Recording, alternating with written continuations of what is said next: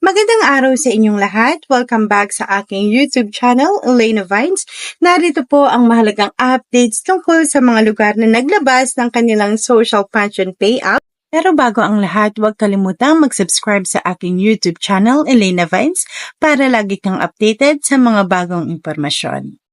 Unahin na natin ang Barangay Palili sa Malbataan. Ito ay gaganapin sa March 27, 2025, alas 8 ng umaga hanggang alas 12 ng tanghali. At sa Puerto Princesa naman, ito ay gaganapin sa April 1, 2025 at 7 a.m. sa Barangay Gym, Barangay Manalo.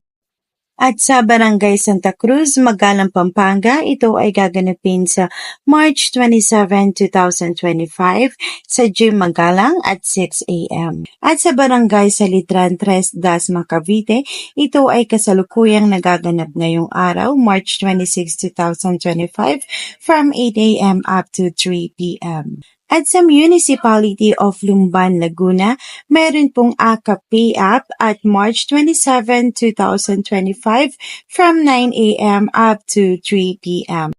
At iyan ang mga nadagdag na lugar na naglabas ng kanilang social pension payout para sa buwan ng Marso at unang linggo ng April.